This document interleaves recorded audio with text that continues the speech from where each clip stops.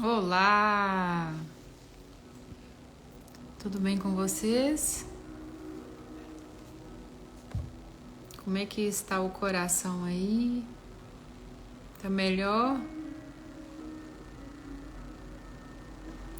Vamos de mais um dia de leitura, dia 38. Leitura do livro Uma Vida com Propósitos.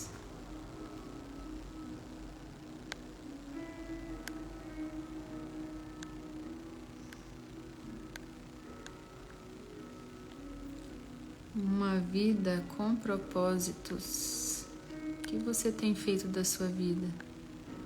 Você tem vivido ela com propósito? Esse é o nosso objetivo, não é?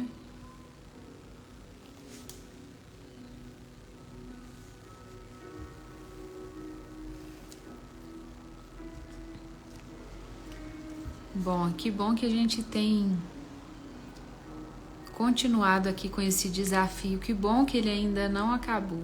Isso dá pra gente um conforto de que a gente possa continuar a nossa caminhada aqui, fazendo a leitura e aprendendo, sendo transformado por essa palavra aqui, que vem do alto para nós. Porque a nossa vida, ela não é exatamente aqui, né? A gente tem uma eternidade ainda pela frente.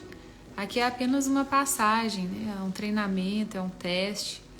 E o nosso lugar mesmo é o céu, não é? Então, para que nós possamos ter pensamentos do alto e não pensamentos aqui, né, da terra, para que a gente possa continuar a nossa caminhada aí.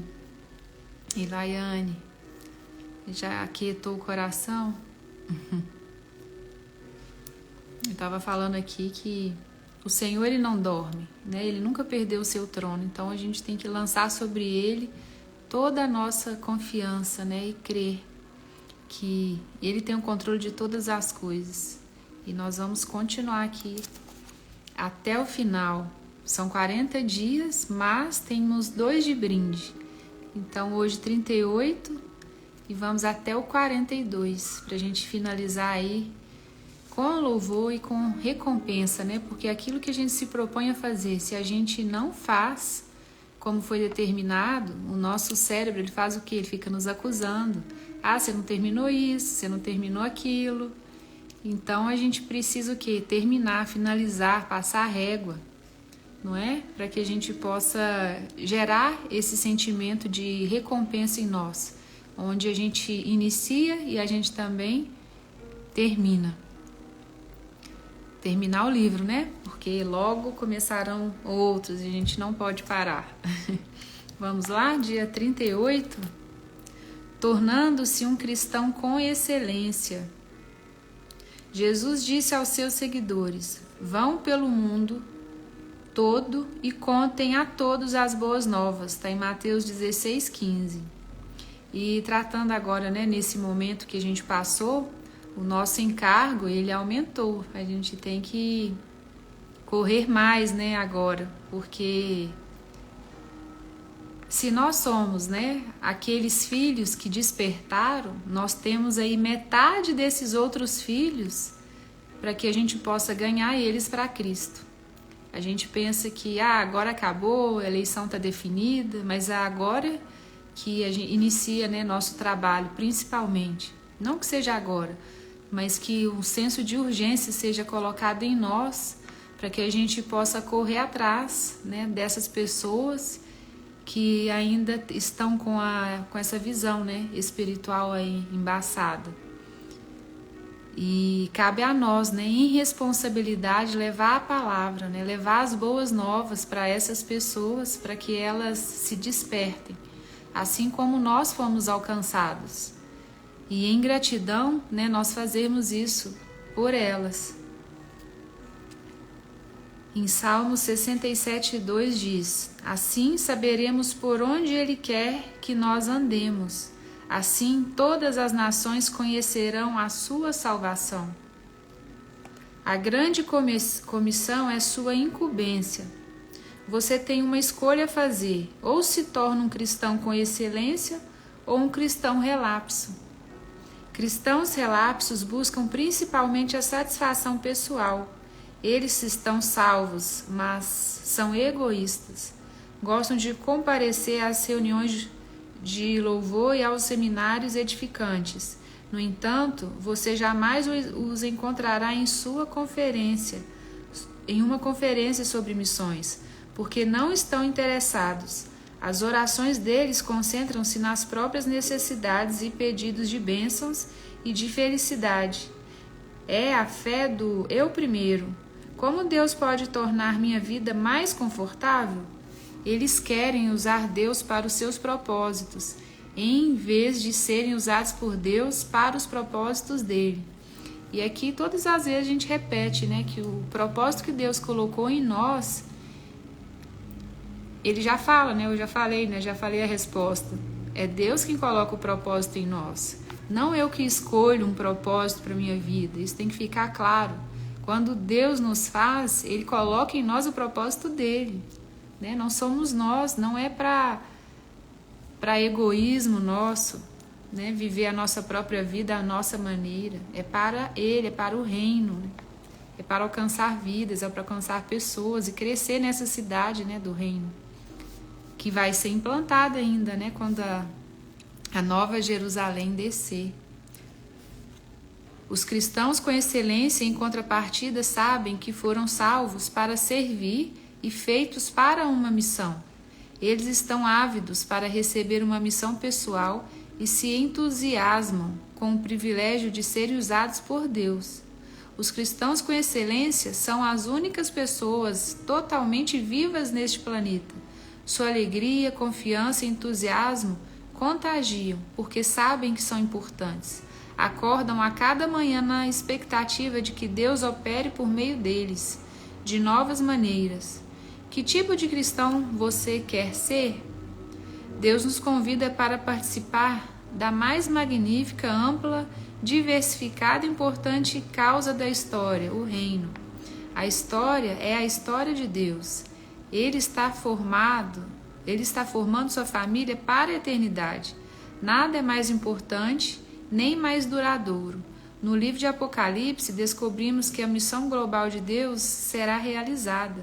Um dia, a grande comissão se tornará a grande consumação. Nos céus, uma enorme multidão de pessoas de todas as nações, tribos, povos e línguas. Apocalipse 7 e 9. Estará um dia diante de Jesus Cristo para adorá-lo. Envolver-nos como cristãos com excelência nos permitirá experimentar um pouco do céu antecipadamente. Quando Jesus ordenou aos seus seguidores que fossem pelo mundo todo e contassem a todos as boas novas, e está em Marcos 16,15, o pequeno grupo de pobres discípulos do Oriente Médio ficou chocado. Eles deveriam ir a pé ou cavalgando naqueles animais vagarosos? Era tudo que tinham para o transporte, e não existiam ainda barcos capazes de atravessar o oceano. Portanto, havia barreiras físicas reais ao cumprimento daquela ordem. E aqui a gente pode ver, né, que as condições elas não eram tão favoráveis, mas mesmo assim elas eram realizadas aqui, feitas em animais, né, de pequeno porte, demorado. Hoje temos aviões, barcos, trens, ônibus e automóveis. Nosso pequeno mundo encolhe a cada dia. Você pode voar sobre o oceano em questão de horas e estar em casa no dia seguinte, se for necessário. As oportunidades que os cristãos comuns têm de se envolver em missões internacionais de curta duração são praticamente ilimitadas. Você já fez alguma viagem missionária para alguma região? Cada canto do mundo está ao seu alcance. Pergunte à indústria do turismo. Não temos desculpas para não espalhar o Evangelho. Agora, com a internet, o mundo está ficando ainda menor. Além dos telefones e aparelhos de fax, qualquer cristão com acesso à rede pode se comunicar em tempo real com pessoas de praticamente todos os países do mundo. todo o planeta está ao seu alcance. E aqui é o propósito dessa live, né? A internet hoje, ela veio para acelerar, né, essa mensagem a ser propaganda aí em todas as nações. E com ela a gente pode fazer isso. Até mesmo os vilarejos mais remotos têm acesso a e-mail. Portanto, você pode evangelizar pessoas do outro lado do mundo sem nem ao menos sair de casa. Nunca foi tão fácil cumprir a incumbência de ir por todo mundo. Os maiores obstáculos já não são a distância, o custo ou o transporte, e sim nossa forma de pensar. Para ser um cristão com excelência, você deve se dispor a mudar seus conceitos. Sua perspectiva e suas atitudes devem mudar. E a gente sabe, né, a importância da nossa mindset, né, dos nossos pensamentos. A própria palavra fala, né, que nós devemos renovar nossa mente na palavra, né, renovar a nossa mente em Cristo. Como pensar como cristão com excelência? Troque o raciocínio egoísta pelo altruísta, ou seja, não pense apenas em você, pense nos outros. A Bíblia diz: amigos, não pensem mais como crianças, pensem como gente madura. Está em 1 Coríntios 14, 20. Esse é o primeiro passo para se tornar um cristão com excelência. Ter o quê? Maturidade. Crianças pensam apenas em si mesmas, pessoas maduras pensam nos outros. Deus ordena: não pensem somente nos próprios interesses, mas estejam interessados nos outros também.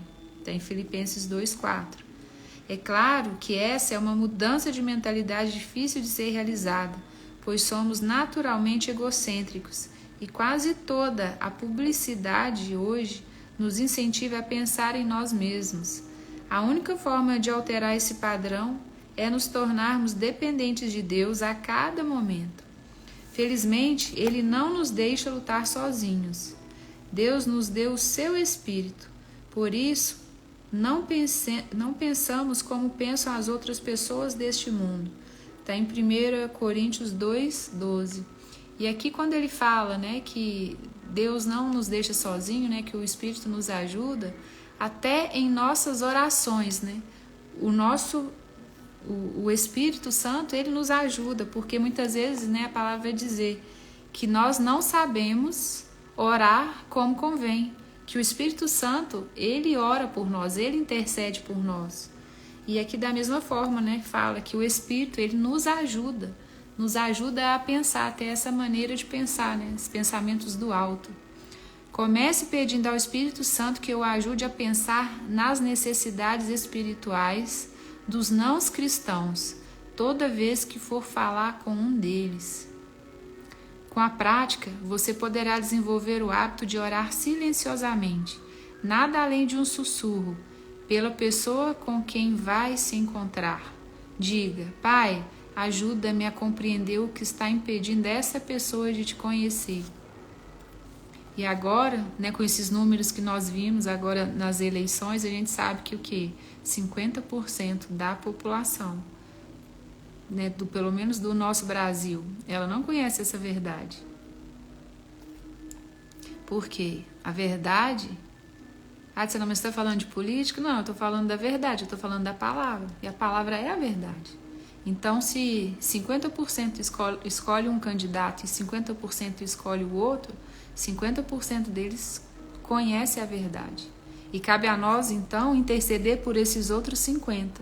E ainda orar pelo nosso representante, que é a nossa autoridade.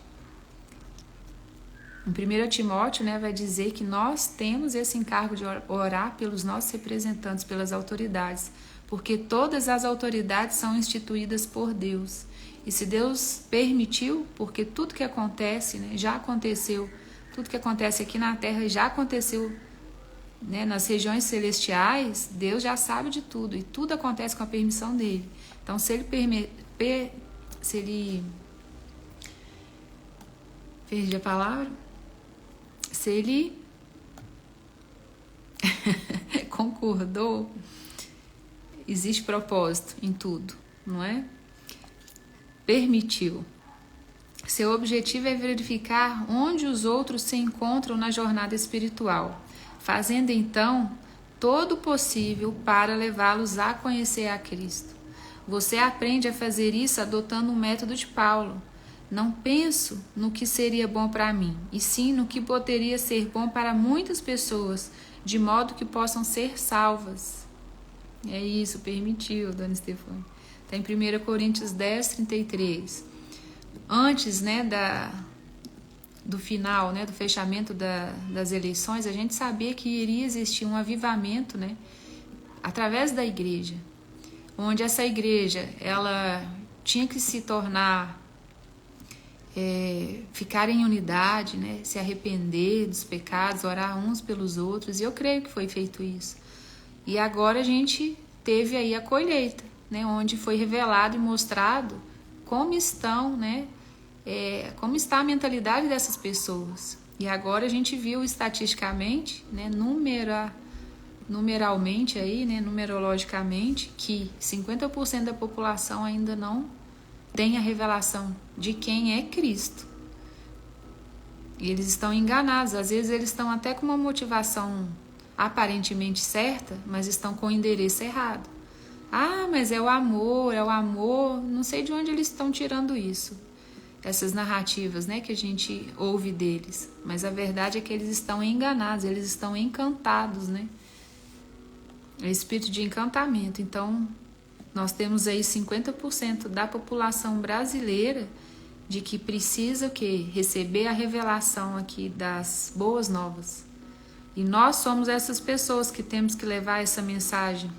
E como descrito aqui nesse livro, a gente precisa o quê? Orar por essas pessoas, pedir ao Espírito Santo que nos dê estratégia para alcançar essas pessoas, né? Falar com sabedoria e que o Espírito Santo convence. Né? Mas primeiro precisa o quê? Uma abordagem nossa de sabedoria. E antes, em intercessão, né? Orar por essas pessoas, para que nós também possamos chegar até o coração delas e elas permitirem, né, abrir o coração para receber essa mensagem. Deixe de raciocinar de forma restrita e raciocine de forma global. Deus é um Deus global. Ele sempre se preocupou com o mundo inteiro, porque Deus tanto amou o mundo, João 3,16, acho que todo mundo já decorou esse versículo e é o meu preferido, inclusive. Desde o início, ele desejou reunir em sua família membros de todas as nações que criou. A Bíblia diz: de um só homem, Deus criou todas as nações que vivem na terra e decidiu quando e onde todas as nações seriam constituídas. Deus fez tudo isso para que nós o buscássemos e, alcançando-o, o encontrássemos. Está em Atos 17, de 26 a 27. Grande parte do mundo já pensa de forma global. Os maiores conglomerados de comunicação e negócios são multinacionais. Nossa vida e a vida de pessoas em outras nações estão cada vez mais entrelaçadas, à medida que compartilhamos moda, entretenimento, música, esportes e até fast food. É provável que a maioria das roupas que você está vestindo e grande parte do que você come hoje em dia foram produzidos em outro país. Estamos mais unidos do que percebemos. Vivemos dias emocionantes. Atualmente existem mais cristãos que em qualquer outra época. Paulo estava certo. As mesmas boas novas que chegaram até vocês estão sendo difundidas pelo mundo. Elas estão transformando vidas em toda parte, assim como transformou a de vocês. Está em Colossenses 1, 6. O primeiro passo para pensar de maneira global é orando por países específicos. Cristãos com excelência oram pelo mundo. Consiga um atlas ou um mapa e ore pelas nações, citando o nome delas. A Bíblia diz: se você me pedir, eu lhe darei as nações. Todos os povos da terra serão seus. Está em Salmos 2,8. Ultimamente nós temos orado muito pelo Brasil, né? E aqui o autor nos traz a consciência e ele nos fala que orar com excelência né, que é considerado cristão com excelência, aquele que ora pelas nações. Eu não sei se você já orou, né, por outros países, mas fica aqui, né, a reflexão de que um cristão com maturidade, um cristão com excelência é aquele que ora por todas as nações, né, todos os países. Não só pelo país que a gente reside, não é? A oração é a ferramenta mais importante em sua missão no mundo. As pessoas podem recusar nosso amor ou rejeitar nossa mensagem, mas não têm defesa contra nossas orações. Eu falo que a oração é uma prova de amor, não é?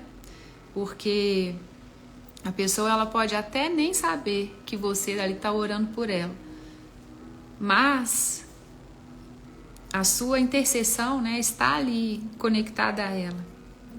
Como um míssil intercontinental, você pode apontar uma oração para o coração de uma pessoa, esteja você a 1 metro ou a 16.000 quilômetros de distância. Qual deve ser o alvo de suas orações? A Bíblia diz que devemos orar pedindo oportunidades para testemunhar. Ver Colossenses 4:3, Romanos 1:10. E coragem para falar. Ver Efésios 6:19. Devemos também interceder pelos que irão crer. Ver João 17:20. Pedir que a mensagem se espalhe rapidamente. 2 Tessalonicenses 3:1. E solicitar mais trabalhadores. Ver Mateus 9:38. As orações farão de você um parceiro de muitas outras pessoas ao redor do mundo. Você também deve orar pelos missionários e por todos os outros cristãos envolvidos na obra do Senhor ao redor do mundo. Paulo disse a seus companheiros de oração: vocês também nos ajudam quando oram por nós. 2 Coríntios 1:11. Então, na verdade, quando você ora, né, por pessoas, por missionários, você está cobrindo a vida deles ali também. Outra forma de desenvolver o raciocínio global é ler ou assistir ao noticiário com os olhos de quem assumiu a grande comissão. Sempre que houver mudanças ou conflitos, esteja certo de que Deus usará tais situações para atrair vidas para si. É verdade, Laiane. As pessoas são mais receptivas a Deus quando estão sob tensão ou atravessam um período de mudanças. As rápidas e incessantes mudanças que ocorrem hoje no mundo estão preparando, como nunca antes, as pessoas para ouvir as boas novas.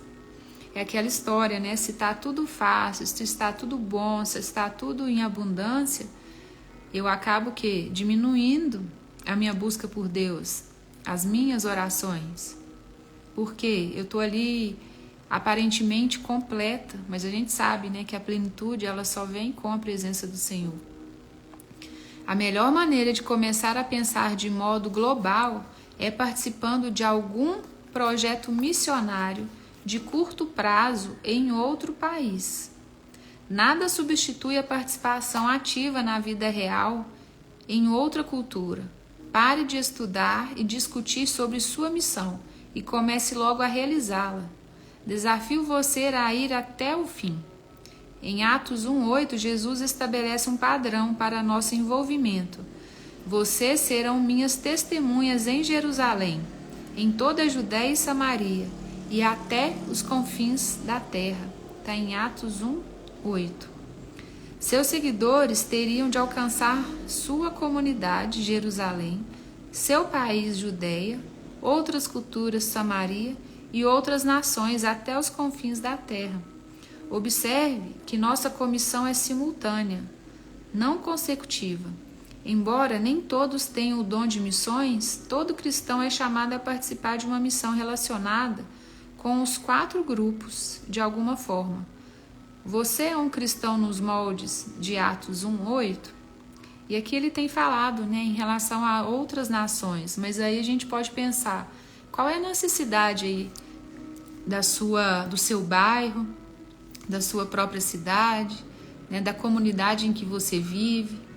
Você pode fazer algum movimento missionário? Você pode ser despertado para isso, né? Primeiramente em grupos pequenos, depois vai expandindo para outras cidades, né? Depois para outras nações. E aí essas experiências vão crescendo. Estabeleça uma meta para participar de um projeto missionário direcionado a cada um desses 4 alvos. Insisto em que você poupe dinheiro e faça o que for necessário para participar de uma viagem missionária de curto prazo ao exterior, o mais rápido possível. Quase todas as organizações missionárias podem ajudá-lo nisso.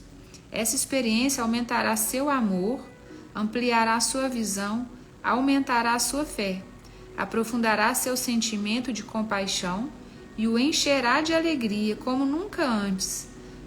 Pode ser um divisor de águas em sua vida. E o que se sabe, né, que com os relatos de pessoas que já fizeram, né, missões em outras cidades, outros países, é que eles vão para servir, mas quem volta renovado são as próprias pessoas, né, que vão se dispor. E aqui fala, né, o autor fala que a nossa experiência ela vai aumentar em amor, ela vai ampliar a nossa visão e vai nos encher de fé.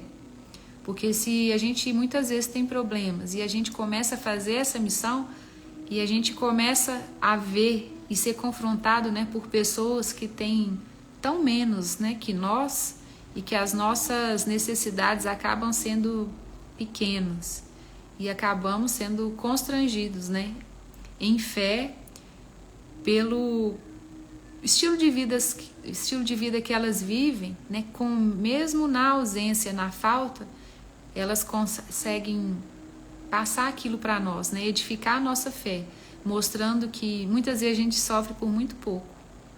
Enquanto elas têm muito menos, elas estão ali alegres, elas estão fortes, elas estão cheias de esperança, né, enquanto muitas vezes nós estamos apáticos, né, em descontentamento. É isso aí. O amor volta para nós, quem dá ao pobre empresta a Deus, isso mesmo. Substitua o pensamento imediatista pela perspectiva eterna. Para aproveitar ao máximo seu tempo aqui, você deve manter uma perspectiva eterna. Isso evitará dar importância excessiva a questões menores e o ajudará a distinguir entre o urgente e o eterno. Paulo disse: assim fixamos os olhos não naquilo que se vê, mas no que não se vê, pois o que se vê é transitório, mas o que não se vê é eterno. Está em 2 Coríntios 4,18. Muitas das coisas em que empenhamos nossas energias já não significarão mais nada daqui a um ano, quanto mais pela eternidade. Não troque a vida por coisas temporárias, pois Jesus adverte: todo aquele que se deixa desviar do trabalho que eu planejo para ele, não está apto para o reino de Deus. Está em Lucas 9,62. E Paulo alerta: sejam econômicos na escolha das muitas coisas que o mundo tenta empurrar para vocês. O mundo, como vocês o conhecem, está se desvanecendo. Está em 1 Coríntios 7,31. E quantas vezes, né, nós somos aí empurrados em propostas e deixamos que o nosso propósito ele se desvie. Essas propostas elas vêm para nos distrair, né? O mundo nos oferece muito hoje, mas a gente precisa o quê? Alinhar a nossa mente com a mente de Cristo para que a gente não possa não ser tentado, né? Assim como a gente já fez outras lições aqui da leitura. O que está se interpondo com sua conivência entre você e sua missão? O que o está impedindo de se tornar um cristão com excelência? O que quer que seja, abandone-o. Afastemos de nós qualquer coisa que nos torne vagarosos ou nos atrase. Jesus disse: acumulem para vocês tesouros nos céus. Está em Mateus 6,20. Como fazemos isso? Em uma de suas declarações mais incompreendidas, ele disse também: usem a riqueza deste mundo ímpio para ganhar amigos, de forma que, quando ela acabar, estes os recebam nas moradas eternas. Está em Lucas 16, 9. Jesus não quis dizer que você deve comprar amigos com dinheiro, mas que deve usar os recursos que Deus lhe deu para levá-los a Cristo. Eles então serão seus amigos por toda a eternidade e vão lhe dar as boas-vindas quando você chegar ao céu. Esse é o melhor investimento financeiro que você pode fazer. A gente chama isso de renda eterna, quando a gente investe em pessoas. Muitas vezes a gente pode até investir, nisso. Ou seja, aqui ele fala em comprar amigos, mas não é o fato de comprar um amigo, mas é investir. E como que a gente investe em pessoas? Investimos tempo, investimos nossa energia e até dinheiro, não é? E aqui fala que a nossa renda eterna, a nossa recompensa eterna, ela vai ser o quê? É morada espiritual, Aqueles amigos que nós investimos, tempo, energia, dinheiro, eles vão fazer morada para nós nos céus, Vão nos receber bem. Você provavelmente já ouviu alguém dizer: você não pode levar isso com você, mas a Bíblia diz que você pode passá-lo adiante, investindo em pessoas que estão indo para lá. Fazendo isso, eles estarão acumulando um tesouro real para si mesmo no céu. Este é o único investimento seguro para a eternidade e estarão levando uma vida cristã frutífera aqui na terra também. Está em 1 Timóteo 6,19. Pare de arranjar desculpas e comece a pensar em formas criativas de cumprir sua incumbência. Se você estiver decidido a fazer alguma coisa, há sempre um jeito e existem organizações prontas para auxiliá-lo. Eis algumas desculpas mais comuns. Só sei falar inglês. Isso é, na verdade, uma vantagem em muitos países, onde milhões de pessoas querem aprender a falar esse idioma e estão ávidas por praticá-la. Não tenho nada a oferecer. Sim, você tem. Cada habilidade e experiência em sua formação pode ser utilizada de algum modo. Estou muito velho ou muito jovem. A maioria das organizações missionárias tem projetos de curto prazo adequados para cada faixa etária. Então aqui o autor colocou 3 desculpas que as pessoas dizem para não executar, não fazer esses investimentos missionários, que é o idioma, que é uma limitação. Ela se acha inferior, ela diz que ela não tem nada a oferecer. E a questão da idade, ou está muito jovem ou está muito velho, que já não tem mais idade para isso. Então ele fala que todas as comunidades missionárias, elas vão ter um perfil específico e você pode se encaixar nela sim, de várias formas. Da mesma forma que Deus rejeitou as desculpas de Sara, quando ela disse estar muito velha para o que o Senhor a usasse, ele também rejeitou as objeções de Jeremias, quando este alegou ser muito jovem. Não diga isso, respondeu o Senhor, pois você tem de ir aonde quer que eu o envie e dizer o que quer que eu diga a você.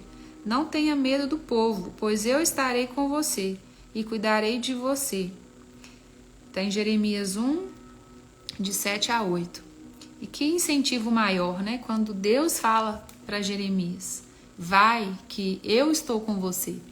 Ele não nos abandona, então ele nos encoraja. Pode ser que você acredite ser necessário um chamado especial de Deus e esteja esperando alguma sensação ou uma experiência sobrenatural. O Senhor, porém, já reiterou esse chamado repetidas vezes. Somos todos chamados para cumprir os 5 propósitos de Deus para a nossa vida: adorar, ter comunhão, tornar-se semelhante a Cristo, servir e sair em missão com Deus pelo mundo. Ele não quer usar apenas alguns no meio de seu povo. Ele quer usar todos. Então, quem acha que não pode ir a uma viagem missionária? Todos podemos e todos recebemos essa palavra para ir. Somos todos chamados para participar de uma missão para Deus. Ele quer que a igreja inteira leve o evangelho integral ao mundo todo. E aqui quando fala igreja, não é o templo. Igreja somos nós. Igreja é eu, igreja é você. Né? Todos nós temos essa responsabilidade de fazermos missões, né? De levar a palavra de Deus. Muitos cristãos deixaram passar os planos de Deus para a sua vida porque nem ao menos perguntaram a Ele se os queria servindo como missionários em algum lugar. Seja por medo, seja por ignorância, automaticamente fecharam a mente à possibilidade de servir como missionário residente em outra cultura. Se sua tendência é dizer não, reexamine todos os diferentes meios e possibilidades disponíveis. Você vai se surpreender e ore, perguntando seriamente a Deus o que Ele deseja de você nos próximos anos. Milhares de missionários residentes são desesperadamente necessários neste ponto crítico da história, com tantas portas escancaradas como nunca antes. Se quer ser semelhante a Jesus, deve amar o mundo inteiro. Você não pode se dar por satisfeito apenas com a conversão de sua família e de alguns amigos. Existem mais de 6 bilhões de pessoas no mundo e Jesus quer encontrar todos os seus filhos perdidos. Ele disse: somente aqueles que põem de lado a sua vida por minha causa e por causa da boa nova é que saberão realmente o que significa viver. Está em Marcos 8,35. Por que ele fala isso, né? É que o que dá sentido à vida é o servir, né? Levar essa mensagem de Cristo. E muitas vezes a gente vê que quando a gente não faz isso, a gente apenas sobrevive. Existe algo maior que Deus espera que nós façamos, né? Em prol dos outros, que não sejamos egoístas. Que além da mensagem, né, nós possamos levar, fazer outros tipos, né, de investimentos, com os nossos talentos, com finanças, né, dependendo da sua habilidade, fazer com excelência. A grande comissão é sua incumbência e fazer sua parte é o segredo para uma vida que realmente vale a pena. E aí você pode pensar, né? Ah, mas fulano sabe fazer melhor e mais que eu mesmo. Mas você não vai receber, não vai agarrar essa oportunidade que Deus tem colocado para você? Você vai apenas sobreviver ao invés de viver. Se o autor fala, né? Se aqui na palavra de Deus fala que isso dá sentido às nossas vidas, por que nós não vamos fazer? Não é? E o que ele deixa aqui para a nossa reflexão? A grande comissão é minha incumbência. Ou seja, todos nós temos um chamado para missões. E que se não for, né, para as nações, que seja aí no seu bairro, na sua comunidade, né, o que você pode fazer por eles? Numa escola, numa comunidade local mesmo, né? Versículo que ele deixa para memorizar, Salmo 67:2. Assim saberemos por onde ele quer que nós andemos. Assim todas as nações conhecerão a salvação. E para a volta de Jesus, o que ele deixa para nós? Que ele vai voltar quando nós levarmos a mensagem do reino. Então, se a gente não leva a mensagem, a gente não vai acelerar a volta dele. E quem não quer que Jesus volte logo? Os tempos estão difíceis, não é? Pergunta para meditar. Que providências posso tomar a fim de me preparar para a experiência de uma missão de curta duração no próximo ano?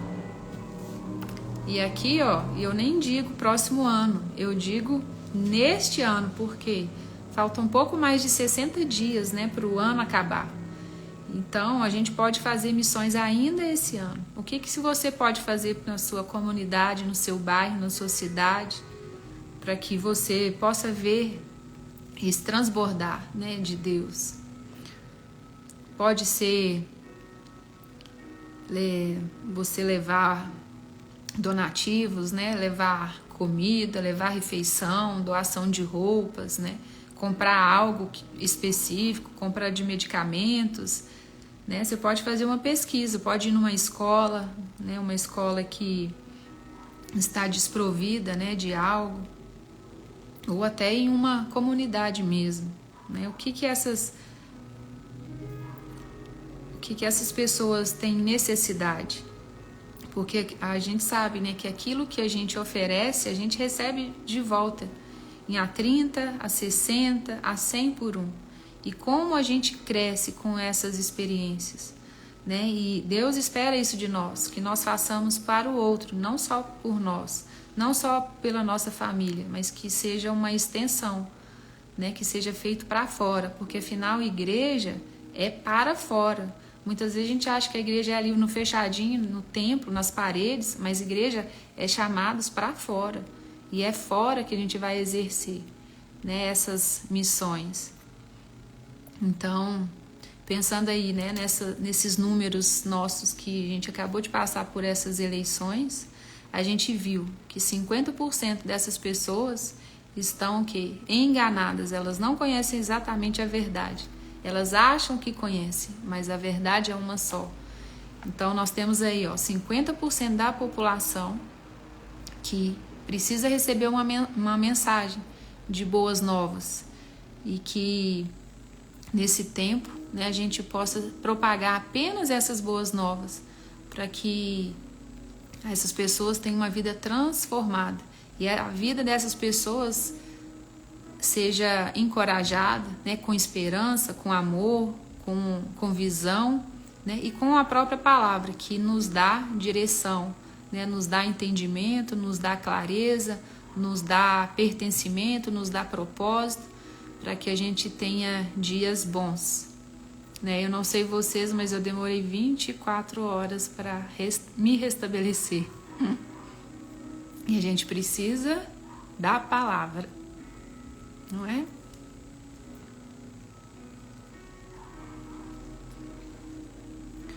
Então, que nós possamos meditar nessa missão, né, que Deus colocou no nosso coração para que a gente leve o nome dele a todas as pessoas aí que estão sem esperança, né, passando necessidade, seja em que área for, né, que nós sejamos essas pessoas, né, que levam as boas novas e que a gente possa falar apenas pensamentos do alto, né, que a gente não seja propagador, né, de esperança negativa, né, ao contrário, que nós sejamos a esperança, né, e se cada um fizer a sua parte, a gente vai passar, né, com mais velocidade, né, e a gente sabe que Deus nunca perde uma batalha, mas Ele conta conosco, né, que somos cada um desses soldados, como exércitos dele, não é?